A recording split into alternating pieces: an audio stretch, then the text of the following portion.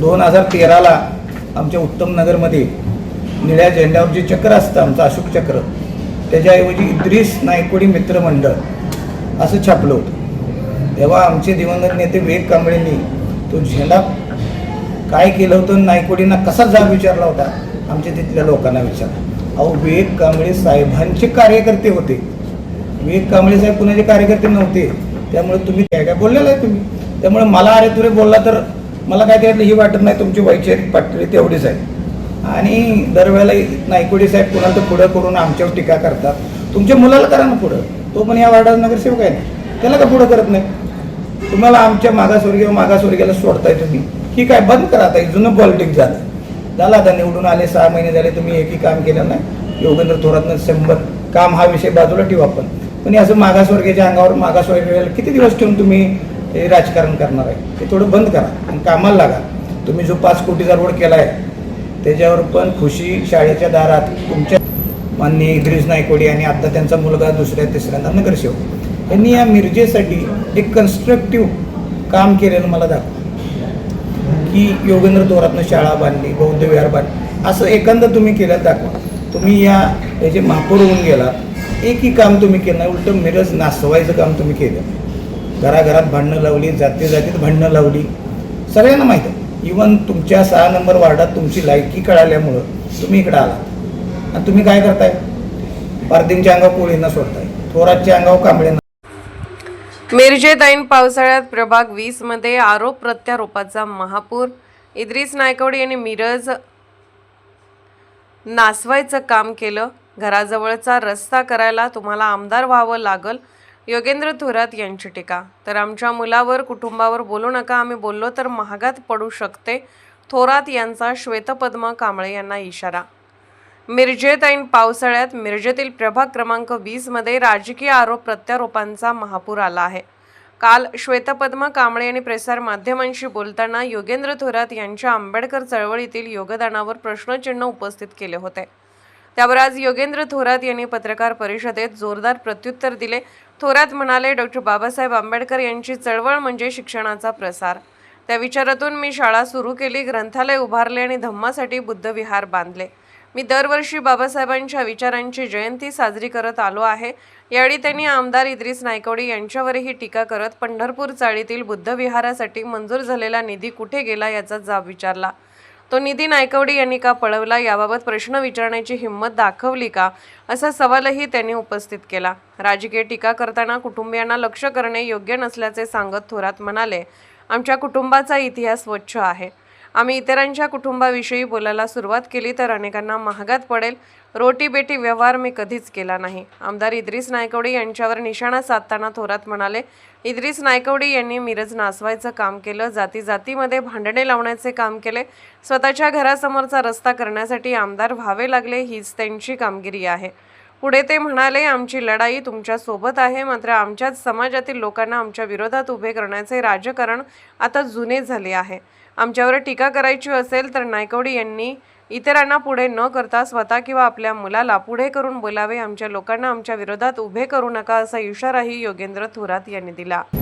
माननीय इद्रिस नायकोडी आणि आता त्यांचा मुलगा दुसऱ्या तिसऱ्यांदा नगरसेवक यांनी या मिरजेसाठी एक कन्स्ट्रक्टिव्ह काम केलेलं मला दाखव की योगेंद्र थोरातनं शाळा बांधली, बौद्ध विहार बांधली, असं एखादं तुम्ही केलं दाखवा।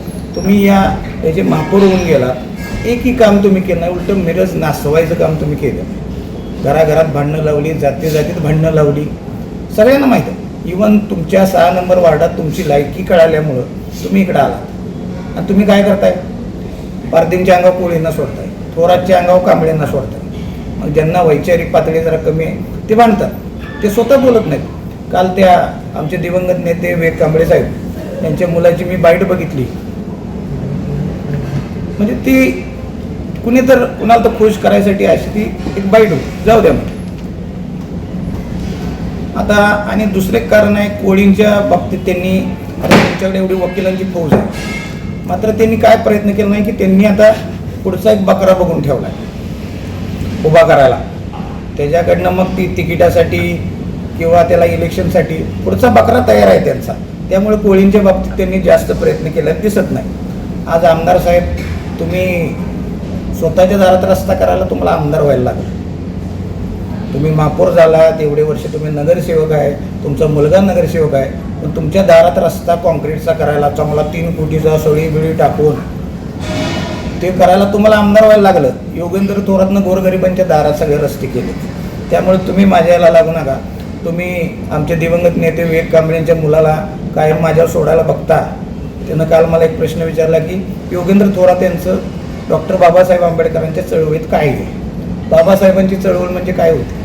लोक शिकली पाहिजेत, एकत्र आली पाहिजेत, आनंदानं गोविंदानं राहिली पाहिजेत. शिकण्यासाठी मी वार्डातल्या शाळा अद्ययावत केलेल्या आहेत, मोठ्या मुलांसाठी ग्रंथालय बांधलेले, धम्मासाठी बौद्ध विहार बांधलेलं आहे. असं मी काम केलं आणि आजपर्यंत मला कळते तसं मी डॉक्टर बाबासाहेब आंबेडकरांची जयंती विचारांनी साजरी केलेली.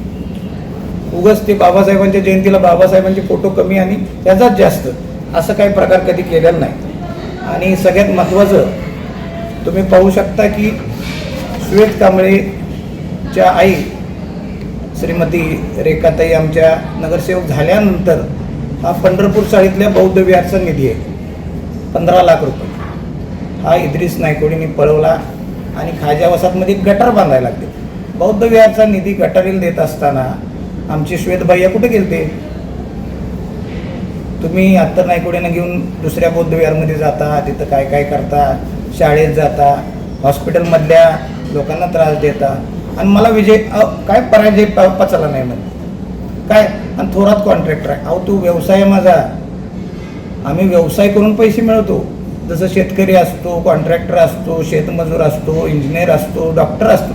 तुमचा काय व्यवसाय आहे? तुमच्याकडे कुठून आलं हे सगळं? तुमचा व्यवसाय मी सांगू शकत नाही, कारण आम्हाला काही अजून आमच्यावर संस्कार आहेत. दुसरं काल एकदम त्यांनी गलिच्छ लेवलला एक गोष्ट बोलली. त्यांनी प्रेस घेताना त्यांच्या मागच सोनील कोळी साहेब उभारले होते. त्यांनी कोळी साहेबांच्या घरातल्या मुलींविषयी बोलले का? मी पत्रकारांना विनंती केली की ती बातमी कृपया लावू नये, कारण काय एखाद्याच्या घरातल्या मुलीविषयी बोलणं. श्वेत कांबळे कोळी साहेबांच्या मुलीविषयी बोलत होता की त्या मुलीचं लग्न योगेंद्र थोरातच्या मुलाबरोबर लावलं. म्हणजे तुम्ही तुमच्या आकाचं ऐकून कुठल्या लेवलला चालला आहे हे थोडं माहिती घ्या ना. एखाद्या लेकराच्या कोळींच्या काय असं ना मुलीविषयी तुम्ही पत्रकारितेमध्ये बोलता, बाईट देता. रोटी बेटी व्यवहार बाबासाहेबांनी सांगितलं होतं, मी केलंय रोटी बेटी व्यवहार केलाय. मी माझी बायको ब्राह्मणच आहे, तू टेन्शन घेऊ नको. बाबासाहेबांनी केलं तर मी केलंय. तू माझ्या मुलाविषयी कोळींच्या मुलीविषयी कशाला बोलतो? तू काय बडजी आहे का? तू काय काय ते कुंडली बिंडलीचा धंदा चालू केला आहे का? कारण तुझा धंदा तर कुठला दिसत नाही आणि गाड्या बिड्या तुझ्या यायला लागल्यात, शेती बिती आहे, सगळंच आहे तुझं. कुणाचाच धंदा नव्हता. त्यामुळं थोडं जरा तारतम्य ठेवा. हे बौद्ध विहारचा निधी पळवलाय. तू कधी विचारलास का त्या साहेबांना?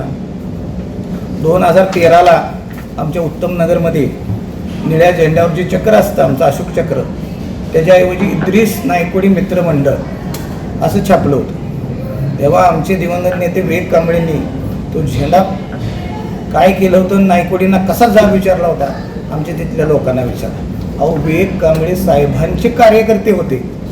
विवेक कांबळे साहेब कुणाचे कार्यकर्ते नव्हते. त्यामुळे तुम्ही त्यांची मुलं आहे. तुम्ही कुणाच्या दारात जाऊन बसायचं, तुम्ही काय करायचं जरा ठरवा. आपली काय इमेज आहे? उगाच त्यांनी सांगितलं म्हणून काय पण कुणावर बोलायचं भुकायचं हे जरा बंद करा. आणि इतकं थोरात अरे तुरे ठीक आहे ना, तू मला अरे तुरे बोलतोस कारण तू केंद्रीय नेत्यांना पण परवा विठ्ठल मंदिरात तो काय माझा मालक आहे का हे आहे काय बोललेलं आहे तुम्ही. त्यामुळे मला अरे तुरे बोलला तर मला काय त्यातलं ही वाटत नाही. तुमची वैचारिक पातळी तेवढीच आहे. आणि दरवेळेला नायकोडी साहेब कुणाला तर पुढं करून आमच्यावर टीका करतात. तुमच्या मुलाला करा ना पुढं, तो पण या वार्डाचा नगरसेवक आहे ना, त्याला का पुढं करत नाही? तुम्हाला आमच्या मागासवर्गीयाला सोडताय तुम्ही, ही काय बंद करा. आता जुनं पॉलिटिक्स झालं आता निवडून आले 6 महिने झाले, तुम्ही एकही काम केलं नाही.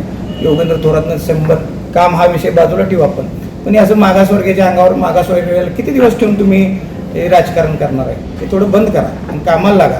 तुम्ही जो 5 कोटीचा रोड केला आहे त्याच्यावर पण खुशी शाळेच्या दारात तुमच्या